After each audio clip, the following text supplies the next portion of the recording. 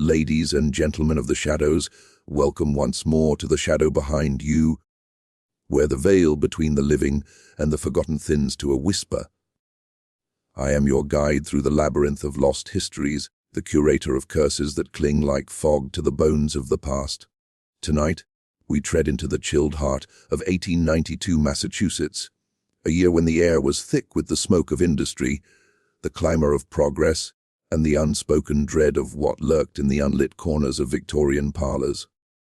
Imagine, if you will, the relentless Atlantic winds battering the jagged coastlines, where crusted wharves groaned under the weight of forgotten cargoes, and the forest's inland whispered secrets to those foolish enough to listen. Our tale unfurls in the shadowed township of Eldridge, a forgotten speck on the map of Essex County, nestled between the spectral echoes of Salem and the bustling mills of Fall River. Here, amid the rolling hills veiled in perpetual mist, stood Whitmore Manor, a sprawling Gothic edifice of weathered stone and ivy-choked turrets, its windows like hollow eyes staring into the abyss, built in 1798 by Captain Josiah Whitmore, a seafaring merchant whose fortune was stained with rumors of smuggling and darker trades. The manor had long been a beacon of envy and unease among the locals. By 1892, it housed the last remnants of the Whitmore bloodline. Elias Whitmore, the iron-willed patriarch whose textile empire spun threads of gold from the sweat of immigrant laborers. His ethereal wife, Victoria, a woman whose beauty hid a fragility that bordered on the ethereal, their scholarly son, Theodore, heir to a legacy he scarcely understood, and the enigmatic daughter, Eliza, whose piercing gaze seemed to pierce the souls of those who met it. But, dear listeners, this is no mere chronicle of faded aristocracy. No, the Whitmore family harbored secrets so sinister that they twisted the very fabric of reality around them. Whispers in Eldridge spoke of vanishings, servants who entered the manor's labyrinthine cellars and never emerged, guests who retired to opulent bedrooms only to leave behind empty beds and the faint scent of brimstone. In the spring of 1892, as the first crocuses pushed through frost-hardened soil, a young journalist from Boston, one Harlan Graves, arrived in Eldridge, drawn by tales of these anomalies. Graves, a man of rational mind schooled in the Enlightenment of the age, sought to debunk what he dismissed as rural superstitions. Little did he know that his pursuit would unearth a macabre tapestry woven from blood, betrayal, and the occult arts that flourished in the underbelly of Victorian New England. Picture the scene. The sun dips low over the horizon, casting elongated shadows across the manor's manicured lawns, where ancient oaks claw at the sky like skeletal fingers. Inside, gas lamps flicker with an unnatural hesitance, as if reluctant to illuminate the truths hidden in the gloom. Elias Whitmore, seated in his study lined with leather-bound tomes on alchemy and mesmerism, pores over a yellowed diary inherited from his great-grandfather, a man hanged during the Salem witch hysteria for consorting with infernal spirits. Victoria, in the drawing room, arranges wilted roses in a crystal vase, her hands trembling as she recalls dreams of spectral figures drifting through the halls. Theodore, in the library, deciphers cryptic symbols etched into the margins of forbidden books, while Eliza wanders the attic, where dust motes dance in shafts of dying light, whispering to shadows that whisper back. What compelled the Whitmores to delve into the abyss? Was it the curse of their lineage, a spectral debt accrued from ancestors who dabbled in the black arts to amass their wealth? Or was it the error itself? A time when the industrial revolution's roar drowned out the cries of the dispossessed, and the elite sought solace in seances and spirit boards to commune with the beyond. In 1892, Massachusetts was a cauldron of contradictions. Factories belched smoke into skies once sacred to native tribes, while intellectual societies in Boston debated Darwin's theories alongside tales of ghostly apparitions. And amid this tumult, the Whitmores became ensnared in a web of their own making. As Graves delved deeper, interviewing tight-lipped villagers who crossed themselves at the mention of the family name, he uncovered fragments of the horror. A maid's frantic letter spoke of eyes in the walls, watching her every move. A groundskeeper vanished after discovering a hidden chamber beneath the stables, filled with arcane instruments and jars of viscous fluids that glowed faintly in the dark. And then, on a storm-lashed night in July, the first true atrocity unfolded, a scream that pierced the thunder, echoing from the manor's upper floors. Listeners, lean closer to your devices, for the shadow behind you grows longer. What Graves would discover in the Whitmore archives was not merely scandal, but a descent into madness that mirrored the darkest impulses of humanity. A family bound by blood, unraveling thread by thread into the void. Stay with me as we peel back the layers of this macabre history, for in the telling, you may feel a chill upon your neck, the breath of those who refuse to rest. And so, we begin our descent into the heart of the tale. Let us step back to the early months of 1892, when the Whitmore family still clung to the facade of normalcy. Eldridge, with its cobblestone streets and saltbox houses huddled against the wind, was a town forged from the remnants of Puritan zeal and maritime grit.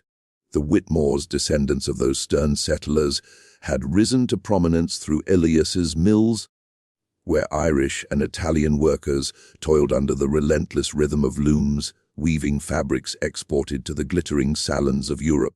Elias himself was a man of imposing stature, his beard streaked with silver, eyes like polished obsidian that brooked no dissent.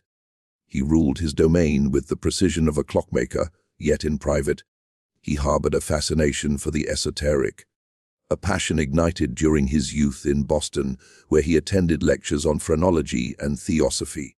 Victoria Whitmore, née Hargrove, was the delicate counterpoint to her husband's severity. Imported from a genteel Philadelphia family, she brought with her a trousseau of silks and a predisposition to melancholy. Her days were spent in the manor's conservatory, tending exotic orchids that bloomed unnaturally in the dim light, their petals veined with colors that seemed to pulse like veins. Yet, beneath her composed exterior lay a torment, recurring visions of a woman in black, gliding through the corridors, her face obscured by a veil of mourning.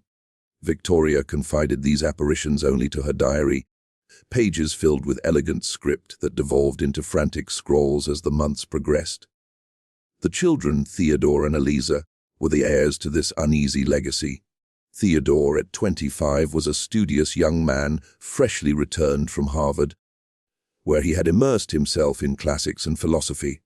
Tall and slender, with his father's sharp features softened by scholarly pallor, he spent hours in the library, surrounded by volumes on ancient rituals and the occult sciences. It was Theodore who first noticed the anomalies, books that rearranged themselves on shelves overnight, ink blots forming sigils that vanished upon second glance.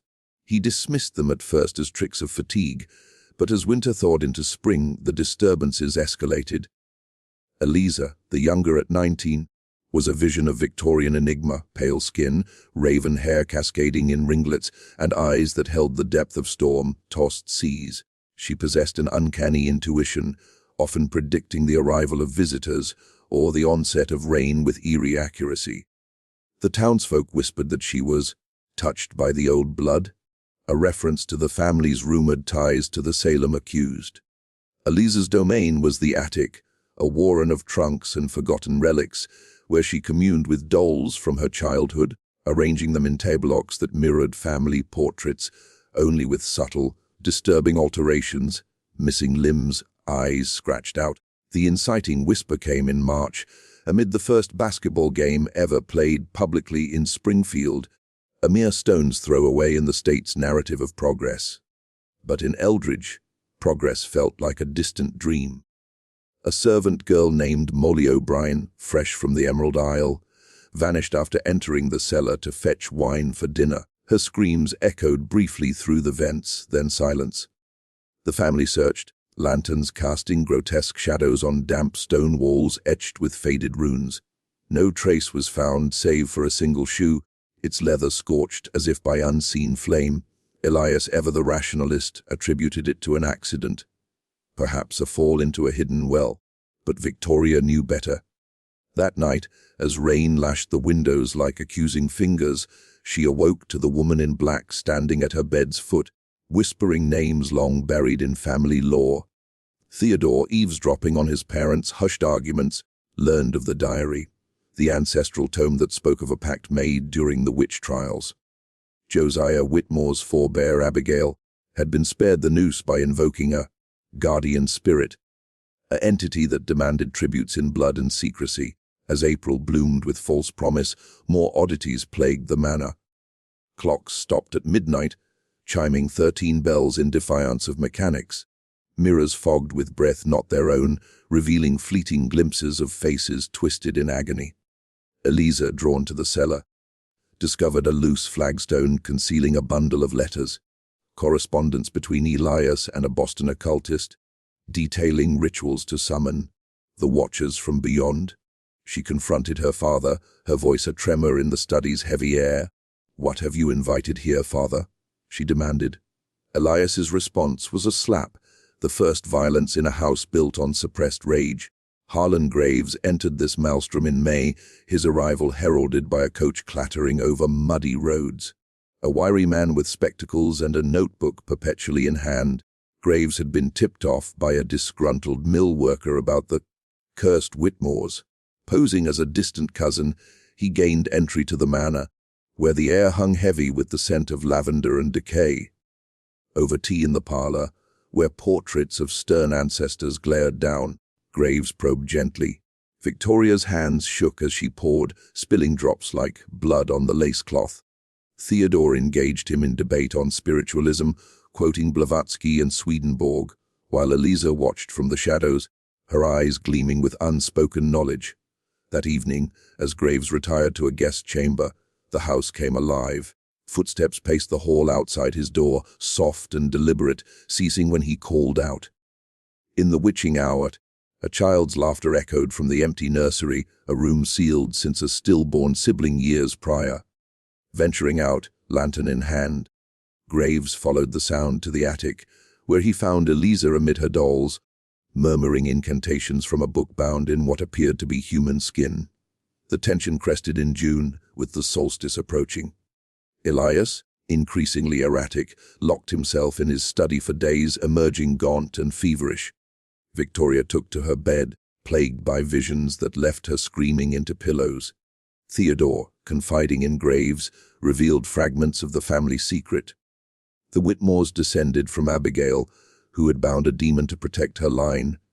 But the entity grew hungry over generations, demanding souls to sustain its vigil. Molly's disappearance was no accident. It was a sacrifice, unwitting or not. As thunderheads gathered over Eldridge, the manor pulsed with malevolent energy, shadows detached from walls, slithering across floors like oil. Whispers named the living, promising oblivion. Graves, now a reluctant believer, urged the family to flee, but Elias refused, insisting on a final ritual to appease the guardian. Eliza, however, harbored her own plans, her intuition revealing the entity's true nature, not protector, but parasite.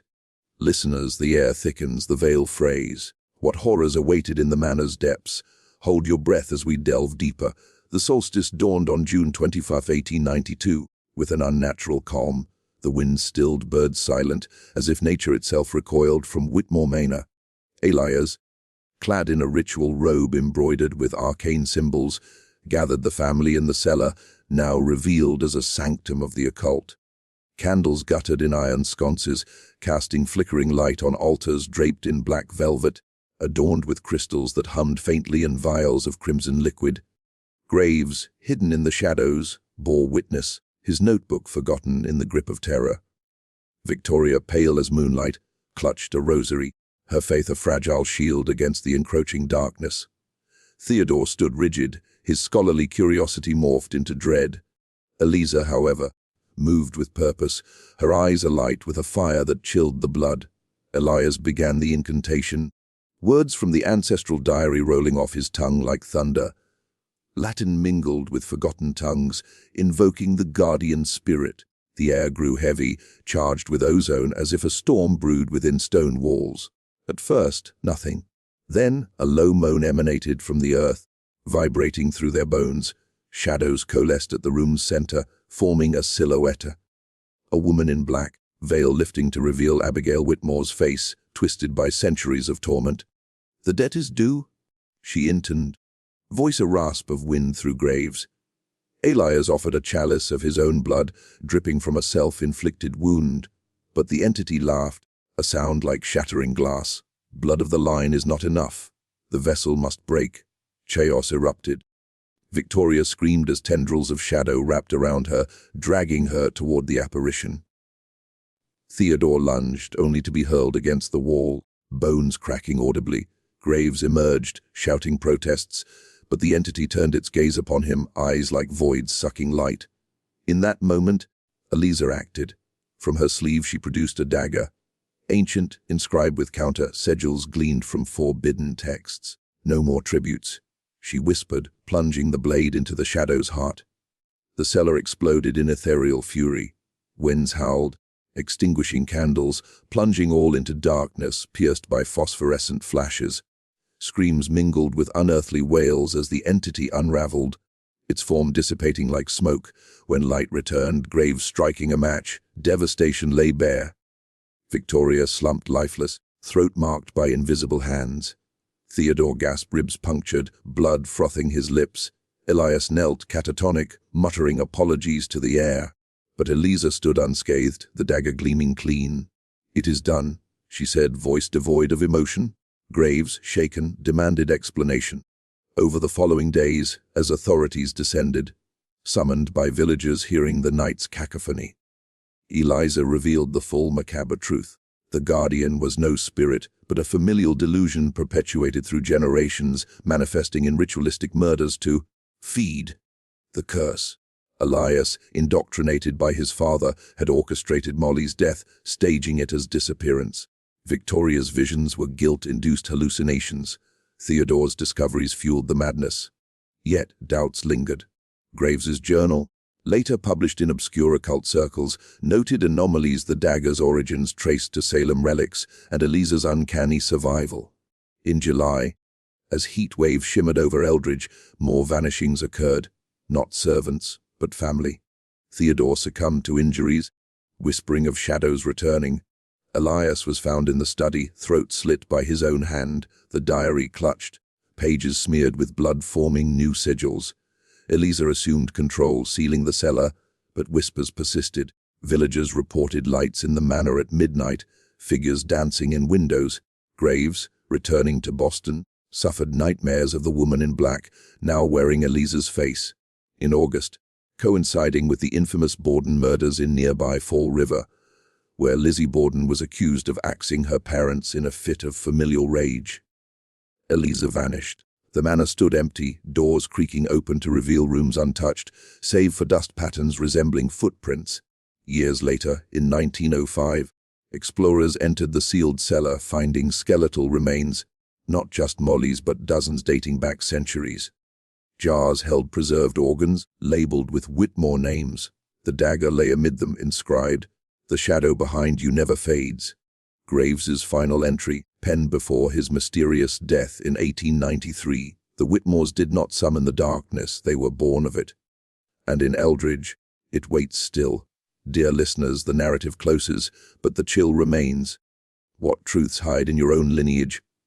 To fully grasp the Whitmore saga's eerie resonance, we must delve into the historical and cultural miasma of 1892 Massachusetts, a landscape where fact and folklore intertwined like roots in grave soil. Massachusetts, by the late 19th century, was a crucible of transformation.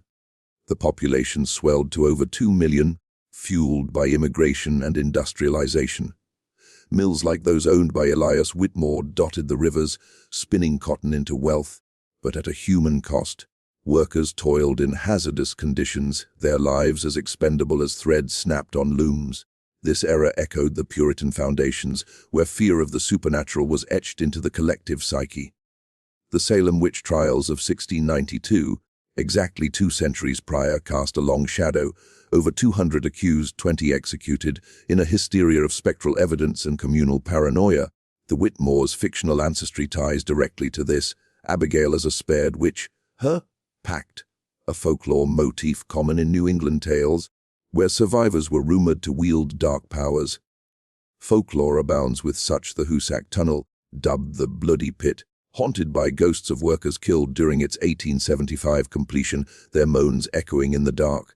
Similarly, sea serpents sighted off Gloucester coasts and Bigfoot, like creatures in western forests, blending Native American legends with settler fears. The Lizzie Borden case unfolding in August 1892 mirrors the Whitmore's macabre unraveling. In Fall River, Andrew and Abby Borden were hacked to death, their daughter Lizzie acquitted amid sensational trials. Whispers of occult motives, though unsubstantiated, fed into the era's fascination with hidden family horrors. Borden's house, now a haunted bed and breakfast, perpetuates ghosts of the slain, much like Whitmore Manor's spectral legacy. Victorian New England was rife with occultism, a backlash to scientific rationalism. Spiritualism, born in 1848 with the Fox sisters' rappings, boomed with seances in parlors channeling the dead. In Boston, societies like the Theosophical Society explored Eastern mysticism and auras, as depicted in Besant and Leadbeater's synesthetic works. This revival stemmed from cultural trauma, Civil War deaths spurred mediumship, with enslaved and native spirits often invoked. Elias's rituals echo this, chalices and incantations akin to Victorian phantasmagoria, where illusions of ghosts entertained and terrified. Folklore layered unease, the lady in black at Fort Warren, a Confederate ghost, werewolves in Salem's woods, deep ones from Lovecraft's later tales, rooted in coastal myths. Native Wampanoag legends of spirits guarding sacred sites clashed with colonial encroachments, fueling curses like the Whitmores. In this context, the Whitmores embody the era's duality, progress masking primal fears. Educational yet eerie, this blend authenticates the tale, reminding us that history's shadows are never fully banished. At its core pulses inherited guilt. The curse, as metaphor for generational trauma, the Whitmores' pact echoes Puritan original sin, where ancestors' deeds haunt descendants. Psychologically, this mirrors Freud's emerging theories of the unconscious, where repressed memories fester like wounds. Elias's denial, Victoria's visions, Theodore's intellect, Eliza's intuition. Each represents facets of the psyche fracturing under legacy's weight. In Victorian society, rigid roles suppressed emotions, birthing madness. The occult offered release, yet amplified terror. Universal fears abound, the unknown beyond death, amplified by spiritualism's promise and peril. The entity symbolizes the void, hungry, insatiable, reflecting existential dread in an industrial age stripping mystery from the world. Cultural trauma ties to America's founding sins, witch hunts as misogyny and xenophobia, native dispossession fueling spectral revenge.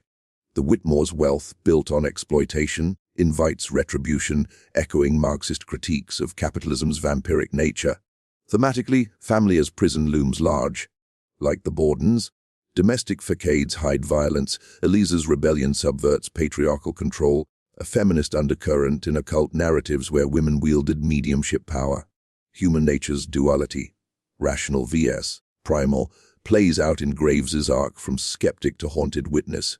Ominously, this connects to modern shadows, echo chambers of misinformation mirroring hysteria, inherited inequalities as curses. The tale warns, ignore the shadow behind you, and it consumes. As our journey through the Whitmore abyss concludes, the chill lingers like fog on gravestones.